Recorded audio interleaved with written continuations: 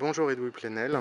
Bonjour. Hier, réinventer le journaliste, c'était plus un bilan plutôt qu'une réinvention. En revanche, aujourd'hui, au niveau des modèles économiques, on a eu un petit peu plus de chiffres et un petit peu plus de perspectives.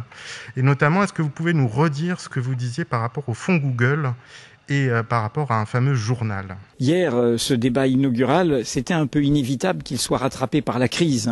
Il n'y avait pas, j'étais le pur player au nom de Mediapart, mais il y avait aussi d'autres itinéraires de presse, et évidemment vivant profondément la crise. Et du coup, très vite, la question des modèles économiques est arrivée. Mais je ne crois pas que ce soit une mauvaise chose.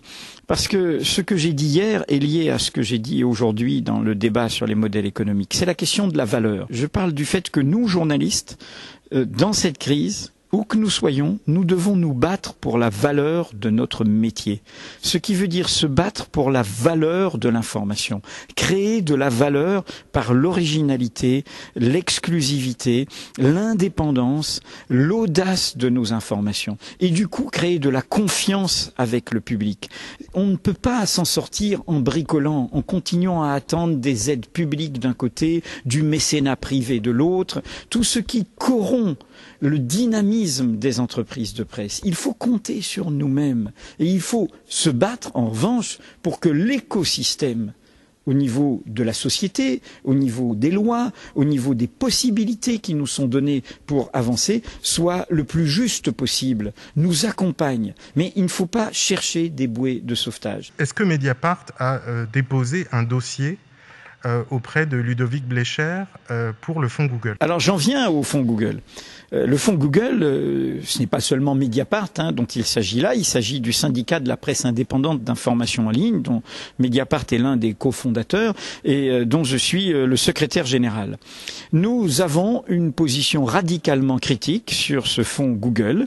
Nous avons décidé de l'exprimer très fermement dans un communiqué où nous dénonçons des conflits d'intérêts et des entraves à la concurrence et nous étudions actuellement une saisie de l'autorité de la concurrence contre l'existence de ce fonds. En l'occurrence, ce n'est pas Google, et c'est un paradoxe peut-être, notre adversaire. Notre adversaire, c'est cette association qui a été créée il y a un peu plus d'un an, qui s'appelle l'Association de la presse IPG, Information Politique et Générale, qui a été créée par les responsables de l'Observateur et rejoint par d'autres journaux.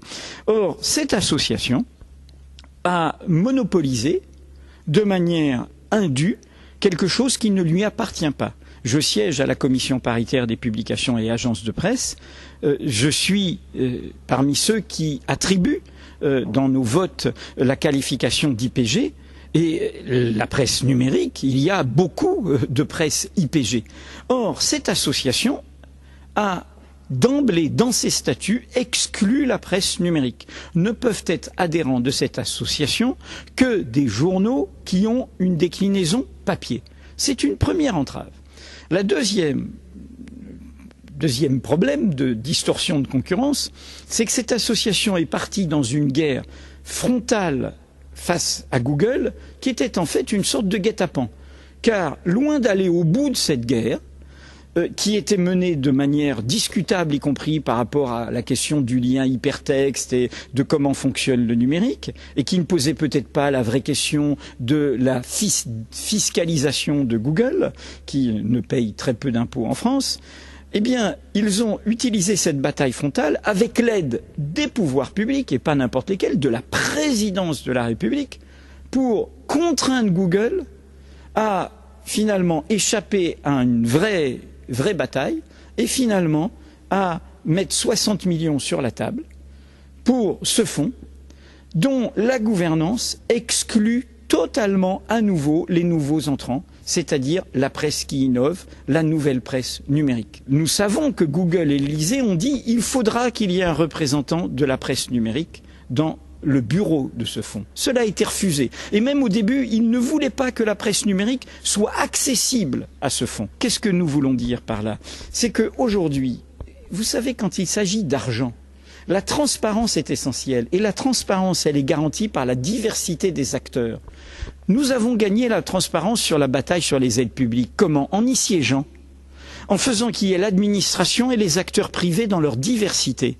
Et du coup, ça oblige à rendre public, et la Cour des comptes y a contribué, et les enquêtes des parlementaires y ont contribué. Le fonds Google décide tout seul. Il fait les questions et les réponses. Son directeur général, choisi en toute opacité, pas d'appel d'offres, pas de concurrence, c'est lui qui décide quels sont les dossiers qui ont accès ou non au fonds Google. Je mets en cause l'ensemble de ce processus par rapport à l'argent, par rapport à l'idée d'aider. Ça veut dire que c'est une captation d'une manne privée qui est gérée par seulement une partie des opérateurs. C'est ce que j'appelle une distorsion de concurrence. On sait que les aides publiques doivent régresser, et c'est une bonne chose, parce que je pense que les aides directes sont malsaines, et du coup, on demande à Google de compenser cela pour des projets 2 millions d'euros au minimum jusqu'au maximum, mais autant de projets que l'on veut, c'est des sommes énormes. Et non-publicité de l'ensemble de ces projets, à nouveau secret des affaires, parce que dans la répartition des aides publiques, tout le monde est là, on peut savoir ce qui se passe. Et donc, je crois réellement que c'est quelque chose qui, en clair, n'est pas libéral, ni d'un point de vue politique, ni d'un point de vue économique. Et je peux vous dire que nous avons rencontré les dirigeants internationaux de Google, et pas seulement Google France, et nous leur avons dit comment des libéraux, au sens anglo-saxon du terme, peuvent-ils s'embringuer dans quelque chose qui est une alliance avec les pires travers de l'oligarchie française. Ce n'est pas Google qui est demandeur de ce fonds au départ. Nous avons rencontré des responsables d'éditeurs allemands, notamment de grands groupes comme Springer en Allemagne. Au début, ils ont cru à une vraie bataille de la presse française au niveau européen face au poids de Google sur la publicité. Et du coup, ils n'ont rien compris. Ils disent, mais comment? Les Français nous ont appelés pour une bataille, et puis finalement, ils ont fait un deal dans leur coin avec Google. Et donc, des gens de Springer, c'est quand même pas n'importe qui, ont demandé à un petit comme Mediapart de leur expliquer ce qui se passait en France. Et nous, on leur a dit, bah oui, que nous, on trouve ça stupéfiant. C'est-à-dire, en clair, les pires travers de ce qui a amené les aides publiques à être opaques. Et je rappelle que ça se passe cette année, où enfin nous avons des chiffres par titre. 19 millions pour Le Monde, 18 millions pour Le Figaro, d'aides directes, je dis bien, près de 10 millions pour Libération, et ainsi de suite. Et je ne parle pas de tous les autres, parce que l'aide va aux plus riches toujours, et elle ne va pas aux innovants. En clair, nous faisons actuellement dans cette histoire l'inverse de ce qu'il faudrait faire. Il faudrait aider réellement ceux qui inventent, et non pas, au fond, donner plus à ceux qui ont déjà plus en termes d'actionnaires, en termes d'aide publique. Par exemple, qu'est-ce qui va garantir qu'un dossier présenté au fonds Google ne sera pas présenté sous une forme avoisinante et un peu différente dans son habillement pour avoir des aides publiques? La réponse aujourd'hui, c'est une déclaration sur l'honneur. Est-ce qu'une déclaration sur l'honneur suffit? Quels seront les contrôles? Quels seront les contre-pouvoirs? Et vous voyez bien que le fait que nous ayons été exclus depuis le début dans la conception de l'association IPG comme dans la gestion interne de ce fonds, c'est pour ça que nous avons observé pendant un an, montre bien qu'il y a un loup. Quand c'est pas clair, quand il y a un loup, eh bien, c'est que vraiment on veut cacher quelque chose, et je trouve ça très malsain. Ça fait plaisir de vous entendre de parler des autres. Hier, monsieur de Saint-Exupéry de 21 vous a lancé ce scud. Le futur de la presse, ce n'est pas que Mediapart, et donc il soulevait, il disait en filigrane que finalement il y avait un loup à ce niveau-là. Sincèrement, je suis un petit peu embêté là. Parce que on ne peut réduire, et je vais dire très clairement pourquoi je suis embêté, on ne peut réduire le journalisme à Mediapart. Je crois que c'est aussi simple que ça, et à t'entendre, j'ai l'impression que cette réduction est en train de s'opérer. Quand on a votre personnalité et votre aura, etc., parce que c'est vrai, vous le savez, est-ce que justement, il ne faut pas qu'on vous entende beaucoup plus sur ce sujet-là, sur le sujet IPG, Nouvelle Ops, fonds Google et argent pour tout le monde? Mais on m'entend simplement. Moi, je ne crois pas que ces questions soient une question de bataille solitaire ou personnelle. Moi, je participe à un lieu collectif qui s'appelle le SPIL, le syndicat de la presse indépendante d'information en ligne, qui a publié un texte très ferme sur cette affaire, que nous avons également traduit en anglais pour que Google en connaisse bien le contenu. Donc on nous entend par ce biais. Le problème, je l'ai dit à la table ronde de ce matin, quand je défends la transparence, quand je défends l'égalité, quand je défends les aides indirectes et non pas les aides directes, quand je défends une innovation juridique au niveau des sociétés de presse à but non lucratif, quand je pose le problème d'une pression sur les banques par rapport au paiement en ligne et à ces incidents récurrents. Bon, tout ça, ce sont des questions clés et nous le faisons. Simplement, ce que je trouve dommage, presque triste, alors que nous contribuons à cela. Je le redis, je siège, le siège est partagé, ils sont suppléants aujourd'hui avec le geste pour la presse numérique à la CPPAP, donc au cœur où se fait beaucoup de débats concernant notre profession. Ce que je regrette, c'est que les syndicats établis, les syndicats de ce que j'appelle, et ce n'est pas péjoratif, la vieille presse simplement, elle a son âge. Et elle a un âge, une division du travail, des modèles économiques qui sont datés. Eh bien, au lieu de tendre la main à ceux qui sont des laboratoires d'innovation, qui apportent de nouvelles idées, ils se comportent en citadelles.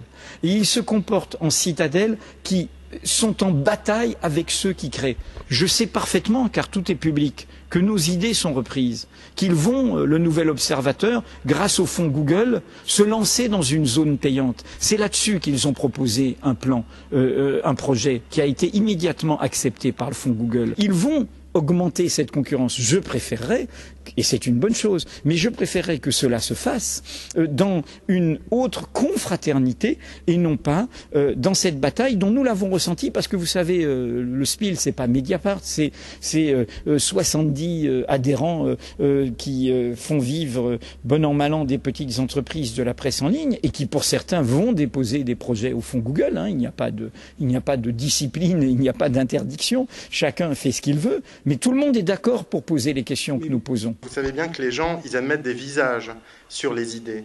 Et donc, du coup, vous ne croyez pas que ça passe un petit peu mal, justement, quand vous dites ce que vous venez de dire là et ce que vous aviez dit à la table ronde d'hier? Le Nouvel Obs s'inspire de ce qu'on a fait. Oui. En fait, j'ai l'impression vraiment que les gens prennent ça comme quelque chose de présomptueux, alors que finalement, la zone payante ou quelque chose avec abonnement, au niveau mondial, vous ne l'avez absolument pas inventé chez Mediapart. Donc, de dire « il s'inspire de nous », j'ai l'impression que ça passe mal. Vous dites que la zone payante, vous ne l'avez pas inventée. Je pense qu'il faut que vous complétiez votre phrase. Nous sommes les premiers à avoir montré que ça marchait.